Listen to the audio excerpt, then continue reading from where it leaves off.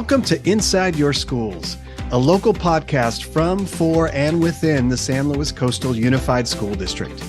Join us for a deep dive into things like innovation, artificial intelligence, empowering student voice, career technical education, school facilities, youth athletics, summer programs, and so much more. So tune in each month and learn more about how San Luis Coastal Unified School District is impacting students, staff, families, and community. Right here on Inside Your Schools.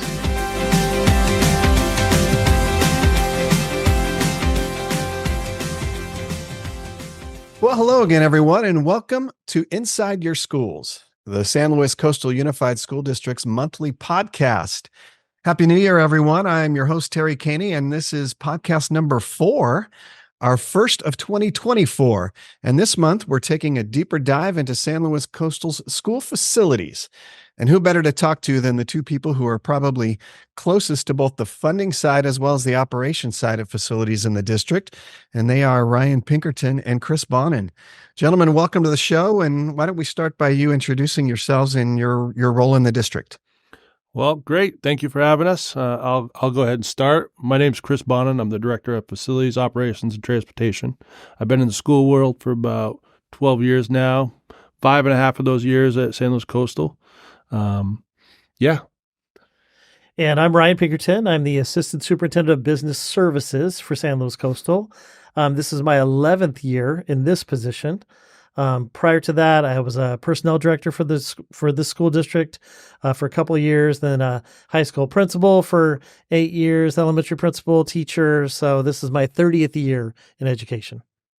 Excellent. Well, thanks for being here. I really appreciate it. And, there's so much to tackle here, right? And I think that while the facilities and maintenance and operations side of a school district is probably one of the least talked about and probably one of the least understood departments in the district, the fact is that facilities matter, right? So, and they have a dramatic impact on student learning. So why don't we start there why don't you give us just a few details around kind of what your philosophies are in regards to school facilities and why, in fact, they do matter when it comes to student learning, community pride, et cetera.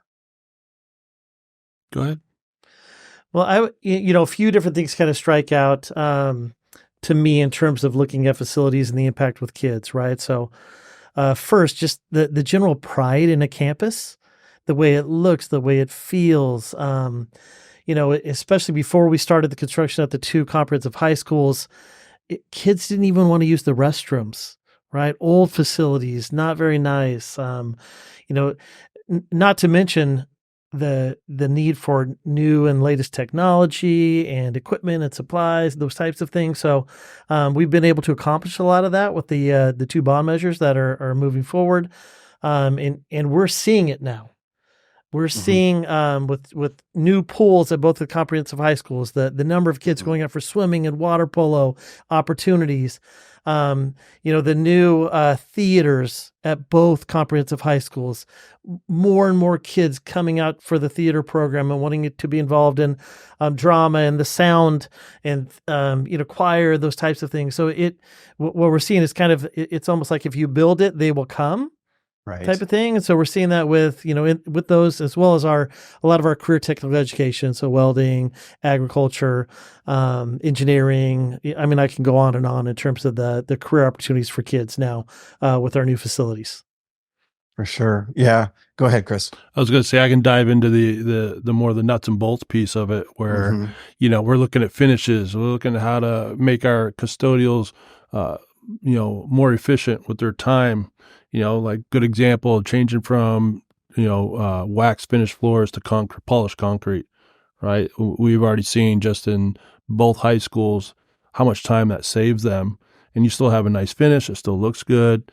So that allows them to spend more time cleaning other things, right? And keeping the high schools nice and clean and eventually the other sites too. I would also say too, the pride in our community, right? So both San Luis Obispo and Morro Bay High School just finishing off modernizing both of those comprehensive high schools, and just people kind of almost in awe, right? Kids wanting to be at the school, wanting to participate, wanting to see the campus. And I think for all the former graduates too, and people in our communities that went to the schools, really, we get a lot of compliments, a lot of people coming back to, how impressed they are with the way the facilities look. And, I think that just leads to a better community, right? Real estate values go up. People want to be part of our schools. It definitely helps just the all around feel of the environment of both sites. Yeah, For sure. exactly. Well, and I'm sure students treat it better too, right? Yeah, definitely. It's again, you take a lot of pride in the way things look and the way they are, and yeah, we're definitely seeing that with kids in terms of how they approach the campuses, go through, and staff as well. Yeah, yeah, for sure. Well, I always say it's a shame when your local Taco Bell looks a lot better and feels a lot better than your local school does, right? Yeah. So there is that for sure. So before we get into some of the individual projects, I want to talk a little bit about process. I don't think a whole lot of people understand what goes into how facilities are funded, right? The state's role, the timelines, processes around actual construction. So talk a little bit about that. I mean, I know you've had two recent bond measures, one Measure D that you were just sort of wrapping up construction on, and then one more recently in 2022, Measure C. But a school bond, a facilities bond, different than a partial tax, right? So maybe start there. Talk a little process. Okay. So why don't I'll talk about the funding aspect of it, and I'll have Chris talk about once the bond passes, what are the kind of the next steps part of it. But so for the general population, again, and I'm the assistant superintendent of business services, so I sort of oversee the entire budget. So we do have funds that go towards maintenance on an annual basis. So again, putting some new carpet in, fixing a roof periodically, some painting, doing some things like that, new asphalt. But there comes a time in, a school's history basically, or where they need major repairs. And we're talking everything from, HVAC, heating, ventilation, air conditioning, which has been a big thing with COVID and with the climate, right? Adding air conditioning to all sites. But things that people don't see as well: sewer infrastructure, water, gas, electricity, fields maintenance, again, new windows, new doors, new door locks. I mean, the list goes on and on. New kitchens for facilities. And so there is not funding in the school district's budget to do those major improvements. In fact, 85 to 90% of the budget for a school district is people. It's teachers, it's classified staff, it's administrators, it's that's the major part, right? So that other 15% has to cover a lot of things, which includes some maintenance. But again, even you think of your own home or things like that, you do maintain it throughout. But eventually you have to do major repairs. So really the way in the state of California for that to happen for school districts is to go out for a school bond. Okay. You can go up to $60 per $100,000 of assessed value. So that's what you can ask the public to approve. For Measure C, which is our recent bond measure, as well as Measure D, the board approved and moved forward with a ballot measure for $49 per 100,000 assessed value. So again, if you have, if you lived in your house for 30 years, you're a senior citizen, you're going to be paying on the assessed value of your home, not what it's currently worth, right? So that's a key thing for people to understand. Versus, hey, if you're paying $1 million for a new home, then yeah, it's going to be, more than somebody who had that lower assessed value. So, so then it goes to a vote of the people, basically, right? So, in terms of, you have to have at least 55% of the voters have to pass the measure. And if you go that route through that process, you also have to set up what's called a CBOC, or a Citizens Bond Oversight Committee, which we could talk about later. But that's one of the things you have to establish when you go forward. So we were really fortunate. The first bond measure, Measure D, was really focused on the two comprehensive high schools. which actually worked out really well because all kids go through those high schools. Exactly. Right. So Yeah. it was for everyone. As we went through, that was at that time, the 49 per 100,000 got us $177 million to do improvements at the two sites. It seems like a lot of money, but it's really expensive to, in terms of these updates and the requirements or restrictions we have to go through to make these changes. Right. So, that is the avenue for school district to get this. And again, we rely on our community to pay those taxes, to pay the property taxes, to pass those measures. So we're super fortunate in San Luis Coastal and our that our community values education, values our kids, our schools, and it was willing to do that with Measure D initially for the $177 million to move forward. We then, with those dollars, went out and tried to grow that as much as we could. So we received several career technical education grants from the state. We received a charter school grant for Bellevue Santa Fe, which is one of our facilities, as well as utilized, interest earned on the bond funds, all types of things. So we've turned that $177 million into about $220 million. In terms of the Measure D work that we were completed. We have, and the great part of all of that is through Chris's work, our architects, our bond project managers, we're able to do almost everything that we said we were going to accomplish with Measure D. Excellent. And then that, of course, made it a lot easier sell when we wanted to move forward with the rest of our campuses with Measure C. That same $49 per 100,000 with Measure C will give us $349 million to do our 10 elementary schools, our 2 middle schools, and our continuation school, basically bringing them up to the standard that we've now created with our 2 high schools. Right. And like the former bond, you'll be able to leverage that with state matching funds and things and other grants and Absolutely, things, right? So going after those modernization funds, going after any state grants that are available. Our hope is to turn that $349 million into $400 million or more as we proceed over the next, time period. So we're always looking for ways to, grants or things that we can do to expand that and to really get the biggest bang for our buck as we're moving forward. So again, we had really, I think, almost 70% approval for, even though we only needed 55 for Measure D, and I want to say like 68% for Measure C. So really fortunate that our community, again, values our kids, our schools.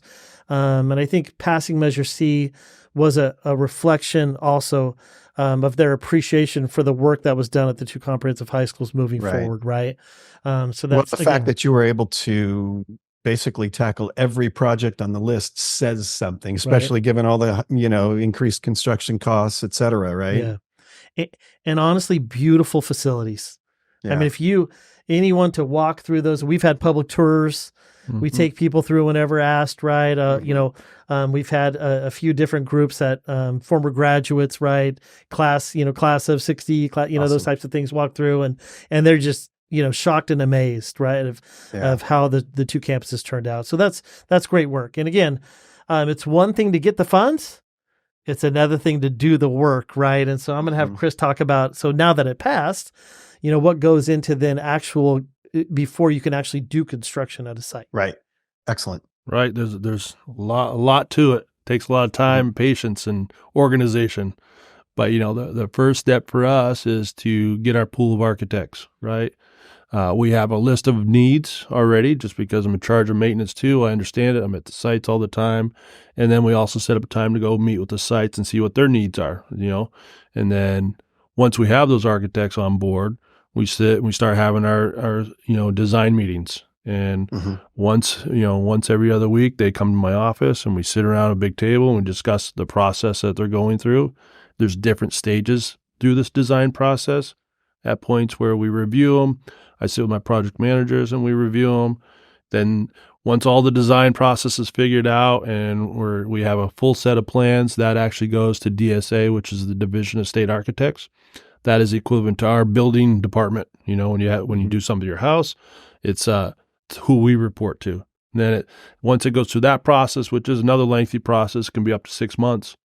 So once we get that approved set of plans, then we go out to, we put it out to bid, right? And there's different delivery methods depending on what project it is. And then we get the contractor on board, and then we start construction. So all that process will take about a year before we even break ground. Right. And then depending on the projects, most of them, minimum a year of construction. To add on top of that, we're doing all this while school's going on, right? Exactly. So we're bringing in temporary housing at some sites. We're setting that up, moving teachers out, moving teachers around.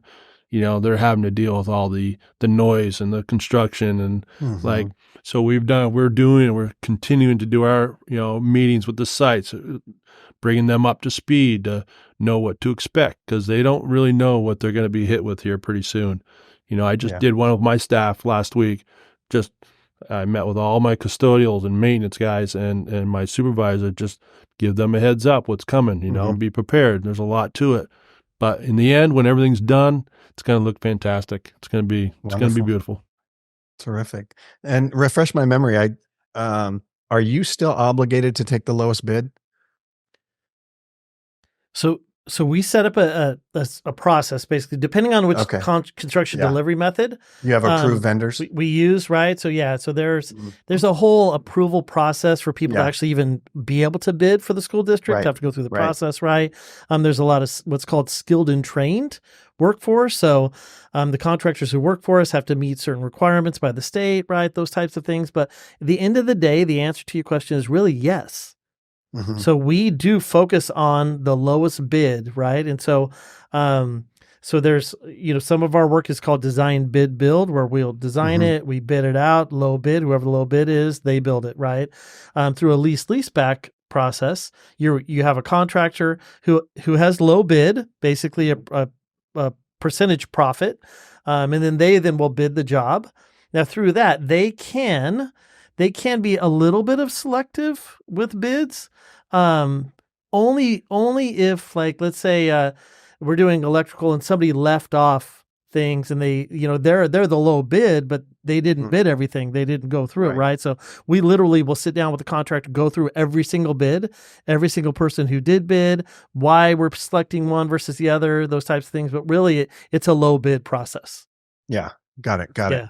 Okay. Well, I know that people see the effects of Measure C, or Measure D rather, but why don't you just kind of give us just a broad brush on what some of the highlights are and what people can expect once construction starts with the Measure C funds? Yeah, so we so with Measure C, just kind of as a little historical part of it too. So we went out and did a facility master plan. Prior to Measure C, again, we updated it, as well as a demographic plan to see, hey, where is there growth, where are we at as a school district, and so from there we kind of put together boards. So from the facility master plan, which shared the needs for every single school, right? Because we're also trying to bring a little bit of to ensure all the schools have the similar or same types of buildings, right? So multi-purpose rooms, offices, libraries, computer labs, those types of things. And in particular, one of the biggest needs with Measure C at our elementary sites is really the addition of TK classrooms. So we have this new grade level for all school districts called transitional kindergarten, so all 4-year-olds. So these are classrooms that need to be bigger in size, and they have to have a restroom. And so while we're able to meet the needs of our kindergarten kids, a whole nother grade level of those types of classrooms was needed. So that's really the first project at our elementary sites we're focused on, is those TKK classrooms. And then really kind of framing out, again, as Chris said, we're also looking at how can we phase these projects while students are on campus, right? So that is, something we have to work on to deal with. But we're kind of the way we're working it. First, again, this first phase is TKK classrooms. Then we're going to do the permanent buildings, permanent classroom buildings, permanent multipurpose room, office, those types of things. And then lastly, we will go then and look at any portables we have on our campuses.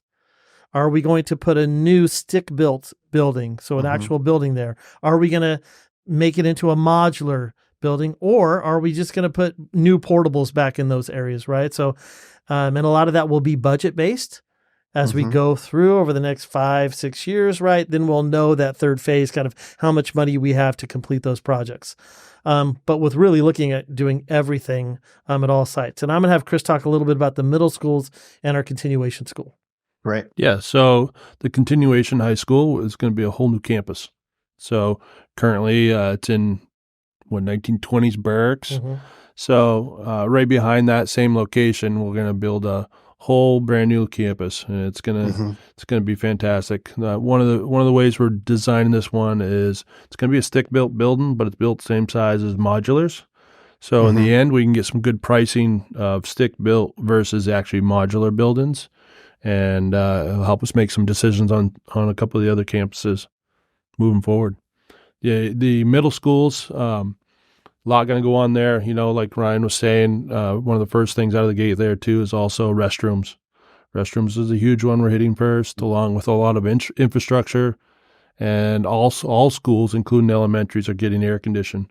So as we do the roofs, we're going to do the air conditioning because the roof will be open. It's a good time to put all that equipment on the roofs and then do the roof and protect the building. So we're kind of working from the outside going in. So yeah. Yeah. And throughout this process too, there are certain sites where in order to keep the campus functioning as we go into modernized buildings, we are going to have to bring in some temporary housing. So setting that up with this first phase, right? Adding some portable classrooms to campuses, so the kids have a place, place to go, have classrooms, while we go in and do this major work. But definitely the HVAC, I would say at the two middle schools, as well as all the schools, right, has been a big, a big thing for teachers, for kids, class, parents, in terms of, the air quality. And like I said, as well as we have a pretty mild temperate, climate here, right? We don't get a lot of hot days. That said, there's 3 or 4 weeks over the course of the school year where it gets pretty rough in our current classrooms, to even have kids in. Right. How about technology? I assume, with all the modernization going on, you're trying to accommodate all the new technologies that are out there. Yeah, we embrace technology in my world. So we, with the IS&T director, Mr. Kolish, we work hand in hand with a lot of the technology pieces, from our air tames for our TVs. So there's no more projectors. From our irrigation, everything's, computerized. If there's a leak, it shuts the systems down. Our HVAC now, we can see if they're running from my building, right? We can log in and see if the units are running, how hot they are, so we can kind of diagnose them before we even get out there. So yeah, we're using every piece of technology. Same with lighting too. Lighting's part of that piece too. Safety is a big aspect as well with technology. What people don't think about, things you don't think about. How about a new fire alarm? Yeah. Right. Like we have fire alarms right now that are 40, 50 years old that every time it rains, it starts beeping in the office. Right. And you don't know why. And so that's the big one. We're adding cameras to a lot of our campuses. Right. Not necessarily from a kid, student standpoint, but more just, weekends or, people coming onto campus, those types of things, to have that visual that we can pull up. And we have everything from license readers, right? License plate readers, thermal cameras. Yeah. So regular cameras. Yeah. So those are all things that are being added from a safety standpoint at sites. We already have massive Wi-Fi throughout all of our campuses, right? We have one-to-one technology for all of our kids. All those things that you would expect a school district to have right now, but it's some of those extra things, outside. That's very cool. And then in particular at the two middle schools, we will be expanding their career technical education classes so that they are kind of feeder programs for the high school. So the green screen room, both sites are doing video bulletins every day, right? So kids are part of that and put it on, and then those, of course, then lead up to the high school. We have engineering classes, we have, the culinary classes, those types of things. And so a lot of those have that technology component that will be addressed as we go through the campuses. Great. Yeah, well, it's interesting because when you talk about security and cameras and those kinds of things, your schools are public facilities, right? So the Absolutely. community has access before and after school and on weekends, Yep. and so talk a little bit just real quick because we're almost out of time here, but um, from the community standpoint, I know there's a huge accountability piece associated with every bond that you pass. So you have a citizens advisory committee. How many people is that made up of? And just real quickly, what's the process? Yeah, so the CBOC, Citizens Bond Oversight Committee, there's actually, by law, you have to have certain groups represented. You have to have somebody from a tax organization. You have to have Mm, parents. You have to have somebody from business. So, and what we've tried to do is because in our school district, we kind of have a city, San Luis Obispo, and then we have the coast, Morro Bay, Los Osos. And so I have 4 representatives from San Luis City area, and then we have 3 representatives from the coastal area. So 7 together. They meet quarterly. We have it's on our district website, all of their meetings, agendas, minutes. So it's a public meeting, so anyone's able to come. The focus for that group really is to ensure that the district is spending these dollars, mhm, bond dollars, as was directed through the ballot measure. right. So we can only spend these dollars as we said we were, as the public approved, and so that's the key thing. And then also for that, it's also performance. So we do audits. We do both a financial and a performance audit. Again, the performance audit ensures that we are spending the dollars as we said we would. The financial part of it as well is really, every single project, how the money's spent.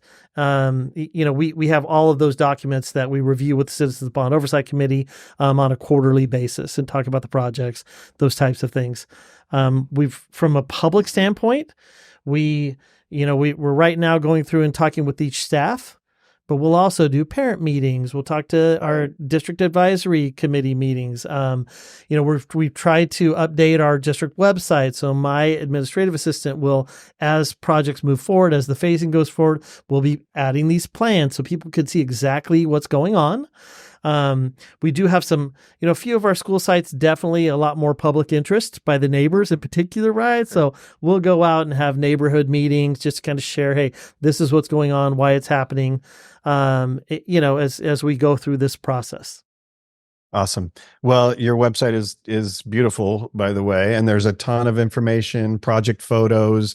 Yeah. And if you'd like to learn more about facilities, Measure C, Measure D, just go to slcusd.org and click on the About tab. Well, gentlemen, unfortunately, that's about all the time we have today. Ryan, Chris, thank you both once again for being on the show and shedding some light on this really important issue. Thank you for Appreciate having you us. being on the show. Yeah, really appreciate it. Again, this is something that we are really excited about. It's a lot of work, right? When you think about the amount of time and energy that Yep. goes into it. But I will say it's super rewarding work. For sure. And so for Chris and myself, this is what it gets us to work every day, right? It's one of those things we look forward to.